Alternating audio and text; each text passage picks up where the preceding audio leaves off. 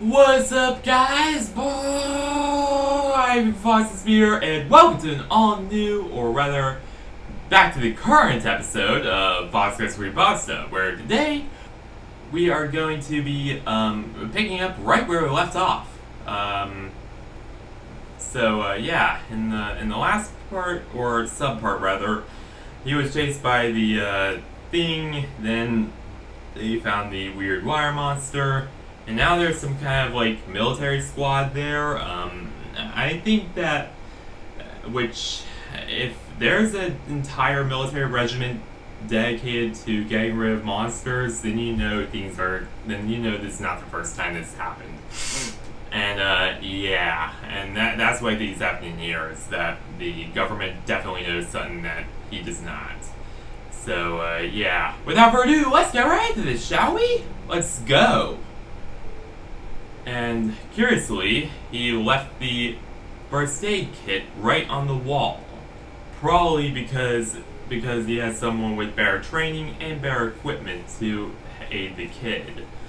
Which was a step up from what would have been my haphazard one-handed attempt to try and patch his wound. Since I was alone with the kit, I quickly got to work plucking the glass shards out of my hand. Each tiny shard gave me an acute pain that made me wince when I pulled the shard out. Thankfully, my hand wasn't too busted up. The shards were large enough for me to take out with one hand. Each shard clinked to the ground, and I wrapped my hand in the gauze. My left hand looked like a mummified oven mitt, but I could cope with it.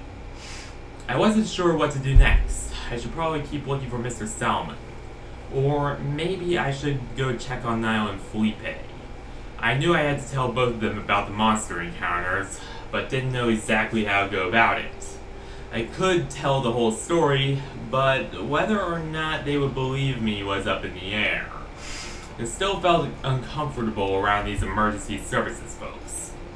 But they could probably explain it better than I could. Suddenly, the lights in the bathroom flickered rapidly, and then shut off. What I assumed to be a light bulb crack, leaving me alone in the darkness. I was still stuck on choosing whether to look for Mr. Salmon or find my two friends, but I sure didn't want to stay in the dark. I pushed the door open and saw nothing outside. Reaching into my wallet, I took a dime and flipped it. Heads for Mr. Salmon and tails for my classmates. Luckily, it came up tails in my good palm. Put the coin back into my pocket and headed to my classroom to find my friends. So, that's part 2 of, I got an emergency disaster warning at school. And, yeah, things have taken a very dark turn. For one thing, there's a dark but expected turn anyway, until the second part. For one thing, yeah, there is definitely, a Play-Doh monster, or was. I think it's dead now. And for another, there's also the emergency responders, who definitely do not look like normal police at all.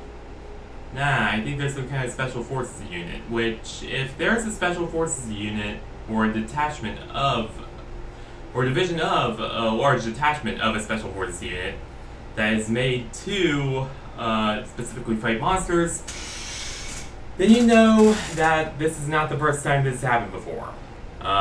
Which is definitely not a good sign, and definitely is something that will have a massive impact later on in the story. So thank you guys for watching this all new episode of FoxCast Creepypasta. Be sure to like this video, subscribe to the channel, and I'll see you guys next time!